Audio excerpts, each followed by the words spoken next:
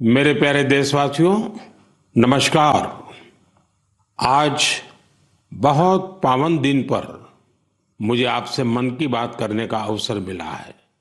आज चैत्र माह के शुक्ल पक्ष की प्रतिपदा तिथि है। आज से चैत्र नवरात्र की शुरुआत हो रही है। आज से भारतीय नववर्ष का भी आरंभ हो रहा है। इस बार विक्रम संवत 2082 शुरू हो रहा है। इस समय मेरे सामने आपकी ढेर सारी चिट्ठियां रखी हुई है। कोई बिहार से हैं, कोई बंगाल से, कोई तमिलनाडु से हैं, कोई गुजरात से हैं। इनमें बड़े रोचक तरीके से लोगों ने अपने मन की बातें लिखकर भेजी है। कई सारी चिट्ठियों में शुभकामनाएं भी हैं, बधाई संदेश भी हैं। लेकिन आज मेरा मन करता है कुछ संदेशों को आपको सुनाऊं। सर्वारिगु युगादि हब्बद शुभाशय गड़ू।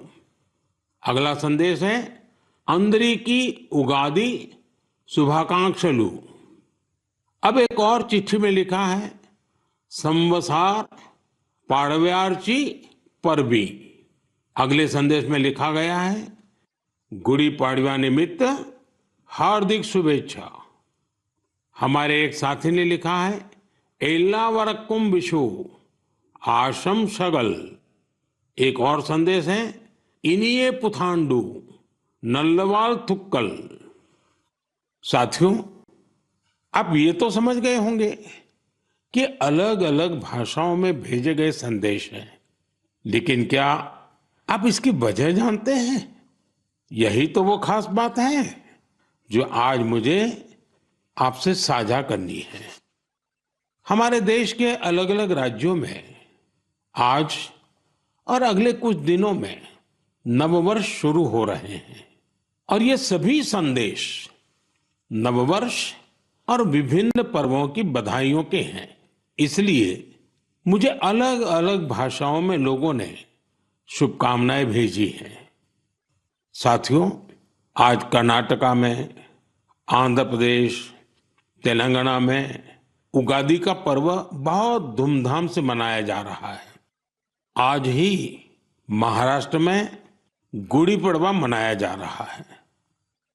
विविधता भरे हमारे देश में अलग अलग राज्यों में अगले कुछ दिन में असम में रोंगाली बिहू, बंगाल में पोइला बोईशाख, कश्मीर में नवरेह का उत्सव मनाया जाएगा।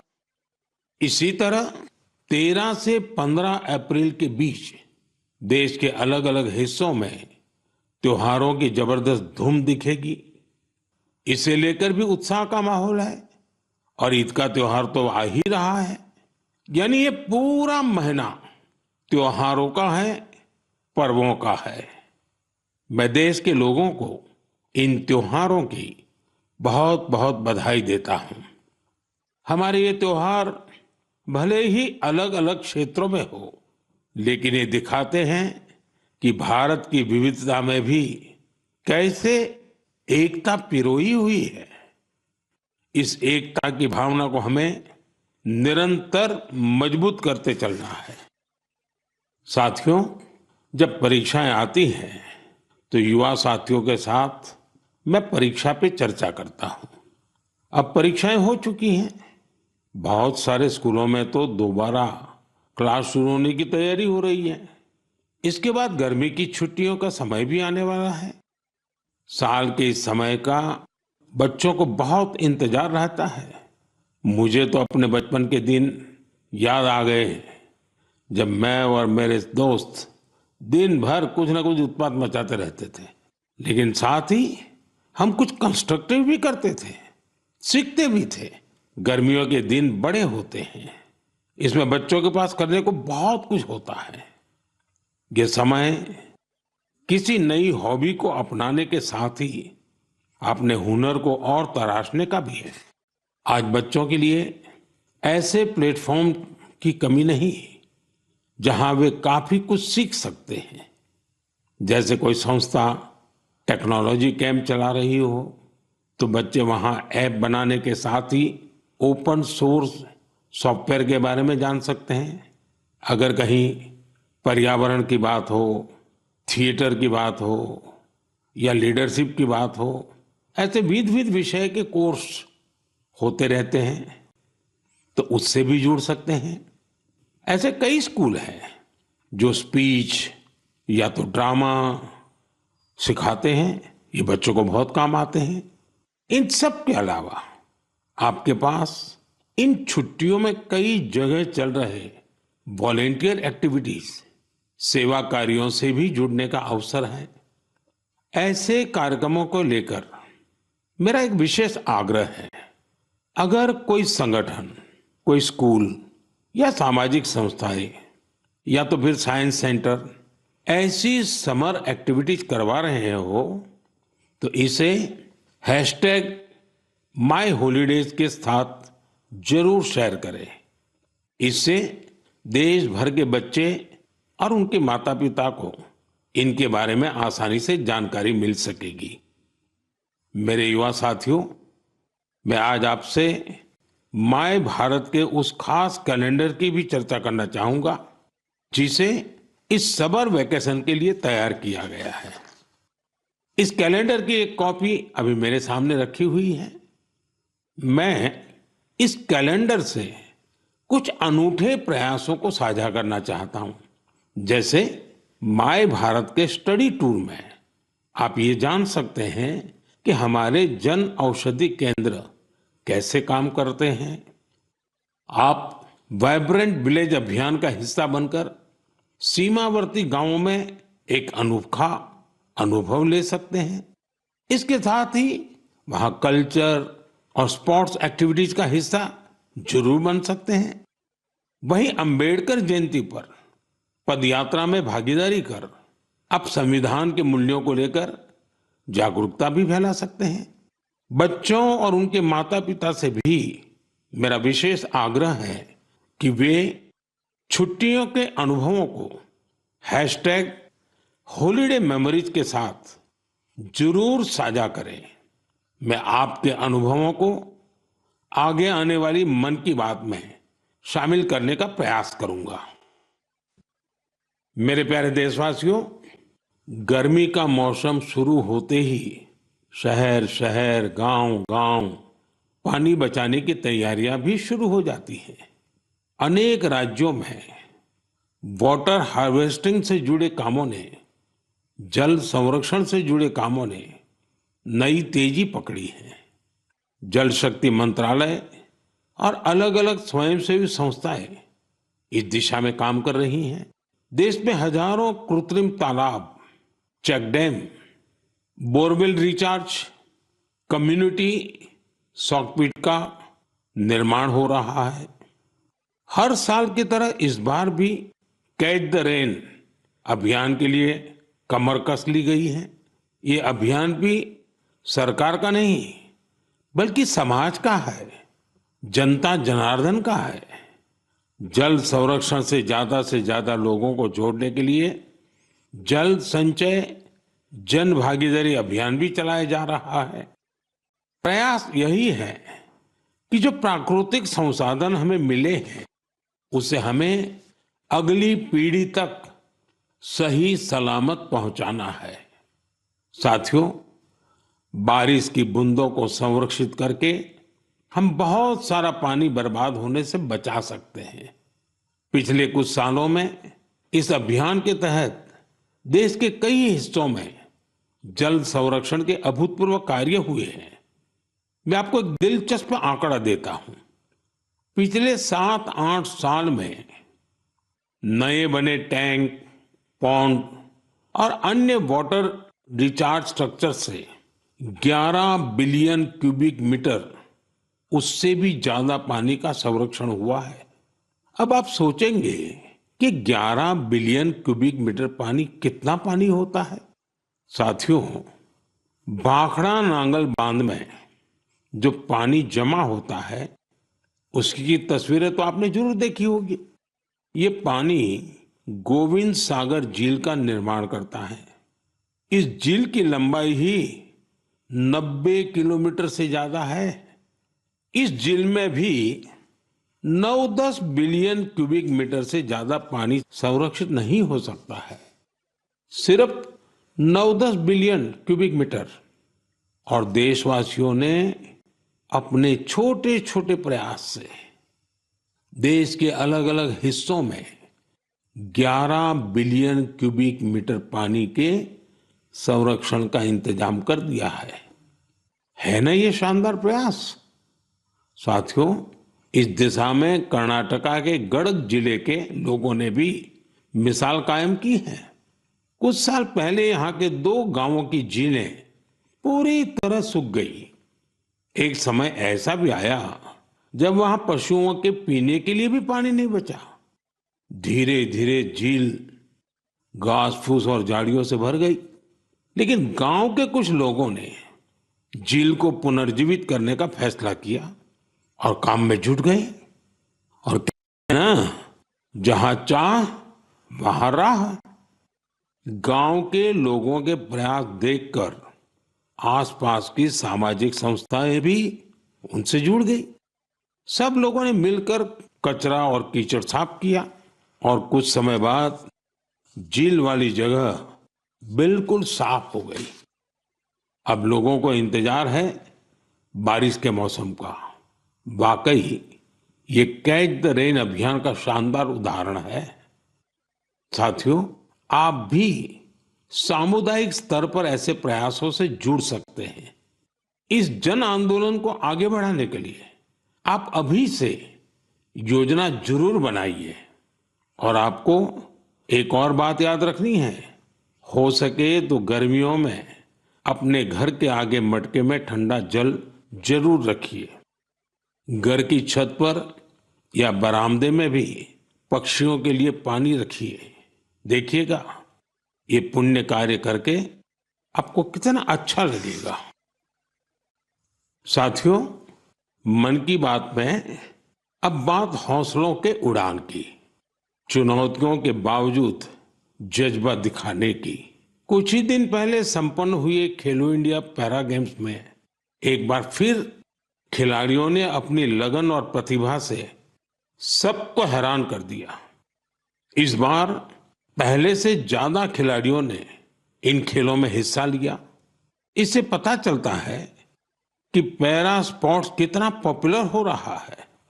मैं खेलो इंडिया पैरा गेम्स में हिस्सा लेने वाले सभी खिलाड़ियों को उनके शानदार प्रयासों के लिए बधाई देता हूं। हरियाणा, तमिलनाडु और यूपी के खिलाड़ियों को पहला, दूसरा और तीसरा स्थान हासिल करने के लिए शुभकामनाएं देता हूं। इन खेलों के दौरान हमारे दिव्यांग खिलाड़ियों ने 18 राष्ट्रीय रिकॉर्ड भी बनाए, जिनमें से 12 तो हमारी महिला खिलाड़ियों के नाम रहे। इस बार के खेलो इंडिया पैरा गेम्स में गोल्ड मेडल जीतने वाले आर्म रेसलर जॉबी मैथ्यू ने मुझे चिट्ठी लिखी है। मैं उनके पत्र के कुछ हिस्से को पढ़कर सुनाना चाहता हूं। उन्होंने लिखा है, मेडल जीतना बहुत खास होता है, लेकिन हमारा संघर्ष सिर्फ पोडियम पर खड़े होने तक सीमित नहीं है। हम हर रोज एक लड़ाई लड़ते हैं। जीवन कई तरीके से हमारी परीक्षा लेता है। बहुत कम लोग हमारे संघर्ष को समझ पाते हैं। इसके बावजूद हम साहस के साथ आगे बढ़ते हैं। हम अपने सपनों को पूरा करने में जुटते हैं। हमें ये विश्वास रहता है कि हम किसी से कम नहीं है। वाह जॉबी मैथ्यू, आपने कमाल लिखा है, अद्भुत लिखा है। इस पत्र के लिए मैं आपका आभार व्यक्त करता हूं। मैं जॉबी मैथ्यू और हमारे सभी दिव्यांग साथियों से कहना चाहता हूं कि आपके प्रयास हमारे लिए बहुत बड़ी प्रेरणा है। साथियों, दिल्ली में एक और भव्य आयोजन ने लोगों को बहुत प्रेरणा दी है, जोश से भर दिया है। एक इनोवेटिव आइडिया के रूप में पहली बार फिट इंडिया कार्निवल का आयोजन किया गया। इसमें अलग अलग क्षेत्रों के करीब 25,000 लोगों ने हिस्सा लिया। इन सभी का एक ही लक्ष्य था, फिट रहना और फिटनेस को लेकर जागरूकता फैलाना। इस आयोजन में शामिल लोगों को उनके स्वास्थ्य के साथ साथ पोषण से जुड़ी जानकारियां भी मिली। मेरा आग्रह है कि आप अपने क्षेत्रों में भी इसी तरह के कार्निवल का आयोजन करें। इस पहल में माय भारत आपके लिए बहुत मददगार बन सकता है। साथियों, हमारे स्वदेशी खेल अब पॉपुलर कल्चर के रूप में घुल मिल रहे हैं। मशहूर रैपर हनुमान काइंड को तो आप सभी जानते ही होंगे। आजकल उनका नया सॉन्ग रन इट अप काफी फेमस हो रहा है। इसमें कलारियापट्टू, गतका और थांगता जैसी हमारी पारंपरिक मार्शल आर्ट्स को शामिल किया गया है। मैं हनुमान काइंड को बधाई देता हूं कि उनके प्रयास से हमारी पारंपरिक मार्शल आर्ट्स के बारे में दुनिया के लोग जान पा रहे हैं। मेरे प्यारे देशवासियों, हर महीने मुझे माय गॉव और नमो ऐप पर आपके ढेरों संदेश मिलते हैं। कई संदेश मेरे मन को छू लेते हैं तो कुछ गर्व से भर देते हैं। कई बार तो इन संदेशों में हमारी संस्कृति और परंपराओं के बारे में अनोखी जानकारी मिलती है। इस बार जिस संदेश ने मेरा ध्यान खींचा उसे मैं आपसे साझा करना चाहता हूं। वाराणसी के अथर्व कपूर, मुंबई के हरीश लिखा और अत्रेय मान ने मेरी हाल की मॉरिशस यात्रा पर अपनी भावनाएं लिखकर भेजी है। उन्होंने लिखा है, इस यात्रा के दौरान गीत गवई की परफॉर्मेंस से उन्हें बहुत आनंद आया। पूर्वी उत्तर प्रदेश और बिहार से आए बहुत सारे पत्रों में मुझे ऐसी ही भावुकता देखने को मिली है। मॉरिशस में गीत गवई की शानदार परफॉर्मेंस के दौरान मैंने वहां जो महसूस किया वो वाकई अद्भुत है। साथियों, जब हम जड़ से जुड़े रहते हैं तो कितना ही बड़ा तूफान आए, तूफान हमें उखाड़ नहीं पाता। आप कल्पना करिए, करीब 200 साल पहले भारत से कई लोग गिरमिटिया मजदूर के रूप में मॉरिशस गए थे। किसी को नहीं पता था कि आगे क्या होगा, लेकिन समय के साथ वे वहां रस बस गए। मॉरिशस में उन्होंने अपनी एक बड़ी पहचान बनाई। उन्होंने अपनी विरासत को सहेज कर रखा और जड़ों से जुड़े रहे। मॉरिशस ऐसा अकेला उदाहरण नहीं है। पिछले साल जब मैं गयाना गया था तो वहां की चौताल परफॉर्मेंस ने मुझे बहुत प्रभावित किया था। साथियों, अब मैं आपको एक ऑडियो सुनाता हूं।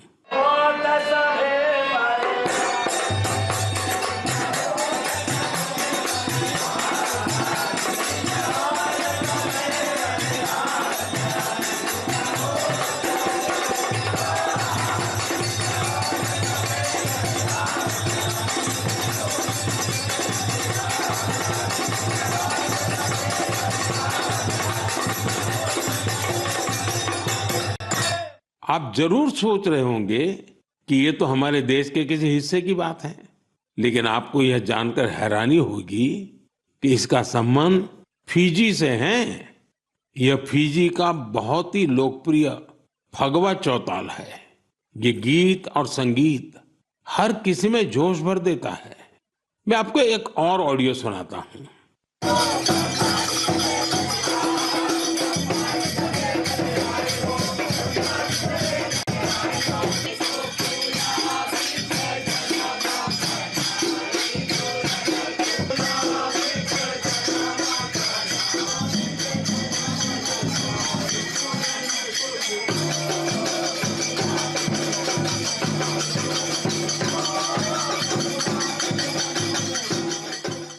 ये ऑडियो सूरीनाम का चौताल है। इस कार्यक्रम को टीवी पर देख रहे देशवासी सूरीनाम के राष्ट्रपति और मेरे मित्र चान संतोखी जी को इसका आनंद लेते हुए देख सकते हैं।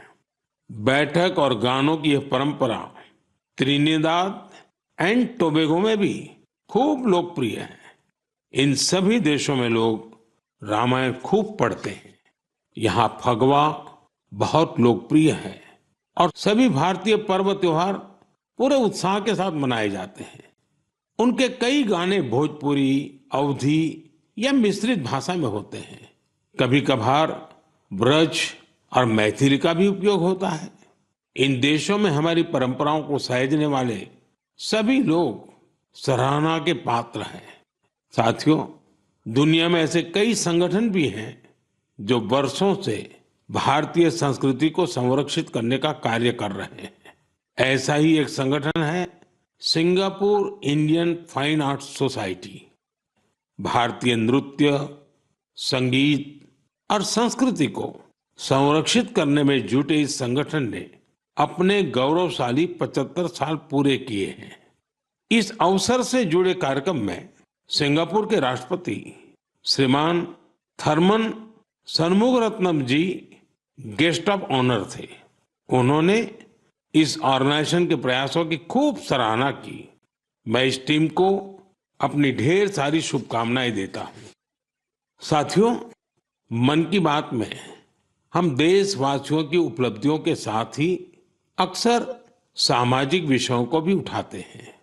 कई बार चुनौतियों पर भी चर्चा होती है।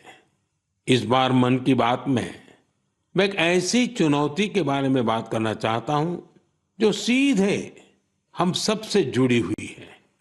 ये चुनौती है टेक्सटाइल वेस्ट की। आप सोच रहे होंगे, ये टेक्सटाइल वेस्ट क्या नई बला आ खड़ी हुई है? दरअसल टेक्सटाइल वेस्ट पूरी दुनिया के लिए नई चिंता की एक बड़ी वजह बन गया है। आजकल दुनिया भर में पुराने कपड़ों को जल्द से जल्द हटाकर नए कपड़े लेने का चलन बढ़ रहा है। क्या आपने सोचा है कि जो पुराने कपड़े आप पहनना छोड़ देते हैं, उनका क्या होता है? यही टेक्सटाइल वेस्ट बन जाता है। इस विषय में बहुत सारी ग्लोबल रिसर्च हो रही है। एक रिसर्च में ये सामने आया है, सिर्फ 1% से भी कम टेक्सटाइल वेस्ट को नए कपड़ों में रिसाइकिल किया जाता है। 1% से भी कम। भारत दुनिया का तीसरा ऐसा देश है जहां सबसे ज्यादा टेक्सटाइल वेस्ट निकलता है। यानी चुनौती हमारे सामने भी बहुत बड़ी है। लेकिन मुझे खुशी है कि हमारे देश में इस चुनौती से निपटने के लिए कई सराहनीय प्रयास किए जा रहे हैं। कई भारतीय स्टार्टअप्स ने टेक्सटाइल रिकवरी फैसिलिटीज पर काम शुरू किया है। कई ऐसी टीमें हैं जो कचरा बीनने वाले हमारे भाई बहनों के सशक्तिकरण के लिए भी काम कर रही हैं। कई युवा साथी सस्टेनेबल फैशन के प्रयासों में जुड़े हैं। वे पुराने कपड़ों और जूते चप्पलों को रिसाइकल कर जरूरतमंदों तक पहुंचाते हैं। टेक्सटाइल वेस्ट से सजावट की चीजें, हैंडबैग, स्टेशनरी और खिलौने जैसी कई वस्तुएं बनाई जा रही हैं। कई संस्थाएं आजकल सर्कुलर फैशन ब्रांड को पॉपुलर बनाने में जुटी हैं। नए नए रेंटल प्लेटफॉर्म भी खुल रहे हैं जहां डिजाइनर कपड़े किराए पर मिल जाते हैं। कुछ संस्थाएं पुराने कपड़े लेकर उसे दोबारा उपयोग करने लायक बनाती हैं और गरीबों तक पहुंचाती हैं। साथियों, टेक्सटाइल वेस्ट से निपटने में कुछ शहर भी अपनी नई पहचान बना रहे हैं। हरियाणा का पानीपत टेक्सटाइल रिसाइकलिंग के ग्लोबल हब के रूप में उभर रहा है। बेंगलुरु भी इनोवेटिव टेक्स सॉल्यूशंस से अपनी एक अलग पहचान बना रहा है। यहाँ आधे से ज्यादा टेक्सटाइल वेस्ट को जमा किया जाता है, जो हमारे दूसरे शहरों के लिए भी एक मिसाल है। इसी प्रकार तमिलनाडु का तिरुपुर वेस्ट वाटर ट्रीटमेंट और रिन्यूएबल एनर्जी के माध्यम से टेक्सटाइल वेस्ट मैनेजमेंट में जुटा हुआ है। मेरे प्यारे देशवासियों, आज फिटनेस के साथ साथ काउंट का बड़ा रोल हो गया है। एक दिन में कितने स्टेप्स चले, इसका काउंट। एक दिन में कितनी कैलोरीज खाई, इसका काउंट, कितनी कैलोरीज बर्न की, इसका काउंट। इतने सारे काउंट्स के बीच एक और काउंटडाउन शुरू होने वाला है, इंटरनेशनल योगा डे का काउंटडाउन। योग दिवस में अब 100 दिन से भी कम समय रह गया है। अगर आपने अपने जीवन में अब तक योगा को शामिल नहीं किया है तो अब जरूर कर लीजिए, अभी देर नहीं हुई है। 10 साल पहले 21 जून 2015 को पहला अंतर्राष्ट्रीय योग दिवस मनाया गया था। अब तो इस दिन ने योग के एक विराट महोत्सव का रूप ले लिया है। मानवता को भारत की ओर से यह एक ऐसा अनमोल उपहार है जो भविष्य की पीढ़ी के बहुत काम आने वाला है। साल 2025 के योग दिवस की थीम रखी गई है, yoga for one earth one health, यानी हम योग के जरिए पूरे विश्व को स्वस्थ बनाने की कामना करते हैं। साथियों, यह हम सबके लिए गर्व करने वाली बात है कि आज हमारे योग और ट्रेडिशनल मेडिसिन को लेकर पूरी दुनिया में जिज्ञासा बढ़ रही है। बड़ी संख्या में युवा योग और आयुर्वेद को वेलनेस का एक बेहतरीन माध्यम मानकर इसे अपना रहे हैं। अब जैसे साउथ अमेरिका का देश चिली है, वहां आयुर्वेद तेजी से लोकप्रिय हो रहा है। पिछले साल मैं ब्राजील की यात्रा के दौरान चिली के राष्ट्रपति से मिला था। आयुर्वेद की इस पॉपुलैरिटी को लेकर हमारे बीच काफी चर्चा हुई थी। मुझे सोमोस इंडिया नाम की टीम के बारे में पता चला है। स्पेनिश में इसका अर्थ है वी आर इंडिया। यह टीम करीब 1 दशक से योग और आयुर्वेद को बढ़ावा देने में जुटी है। उनका फोकस ट्रीटमेंट के साथ साथ एजुकेशनल प्रोग्राम्स पर भी है। वे आयुर्वेद और योग से संबंधित जानकारियों को स्पेनिश लैंग्वेज में ट्रांसलेट भी करवा रहे हैं। सिर्फ पिछले वर्ष की बात करें तो उनके अलग अलग इवेंट्स और कोर्सेज में करीब 9,000 लोगों ने हिस्सा लिया था। मैं इस टीम से जुड़े सभी लोगों को उनके इस प्रयास के लिए बहुत बहुत बधाई देता हूं। मेरे प्यारे देशवासियों, मन की बात में अब एक चटपटा सा और अटपटा सा सवाल। आपने कभी फूलों की यात्रा के बारे में सोचा है? पेड़ पौधों से निकले कुछ फूलों की यात्रा मंदिरों तक होती है। कुछ फूल घर को सुंदर बनाते हैं, कुछ इत्र में घुलकर हर तरफ खुशबू फैलाते हैं। लेकिन आज मैं आपको फूलों की एक और यात्रा के बारे में बताऊंगा। आपने महुआ के फूलों के बारे में जरूर सुना होगा। हमारे गांवों और खास करके आदिवासी समुदाय के लोग इसके महत्व के बारे में अच्छी तरह जानते हैं। देश के कई हिस्सों में महुआ के फूलों की यात्रा अब एक नए रास्ते पर निकल पड़ी है। मध्य प्रदेश के छिंदवाड़ा जिले में महुआ के फूल से कुकीज बनाए जा रहे हैं। राजाखो गांव की 4 बहनों के प्रयास से ये कुकीज बहुत लोकप्रिय हो रहे हैं। इन महिलाओं का जज्बा देखकर एक बड़ी कंपनी ने इन्हें फैक्ट्री में काम करने की ट्रेनिंग दी। इनसे प्रेरित होकर गांव की कई महिलाएं इनके साथ जुड़ गई हैं। इनके बनाए महुआ कुकीज की मांग तेजी से बढ़ रही है। तेलंगाना के आदिलाबाद जिले में भी 2 बहनों ने महुआ के फूलों से नया एक्सपेरिमेंट किया है। वो इनसे तरह तरह के पकवान बनाती हैं जिन्हें लोग बहुत पसंद करते हैं। उनके पकवानों में आदिवासी संस्कृति की मिठास भी है। साथियों, मैं आपको एक और शानदार फूल के बारे में बताना चाहता हूं और इसका नाम है कृष्ण कमल। क्या आप गुजरात के एकता नगर में स्टैच्यू ऑफ यूनिटी को देखने गए हैं?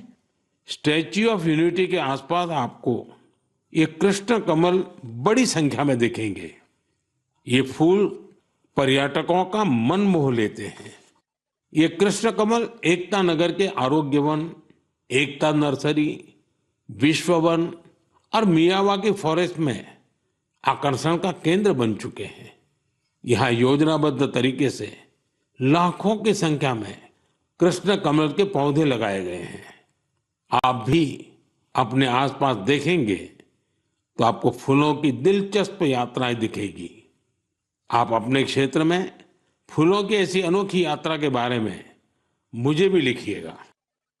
मेरे प्यारे साथियों, आप मुझे हमेशा की तरह अपने विचार, अनुभव और जानकारियां साझा करते रहें। हो सकता है आपके आसपास कुछ ऐसा हो रहा हो जो सामान्य लगे, लेकिन दूसरों के लिए वो विषय बहुत रोचक और नया होगा। अगले महीने हम फिर मिलेंगे और देशवासियों की उन बातों की चर्चा करेंगे जो हमें प्रेरणा से भर देती है।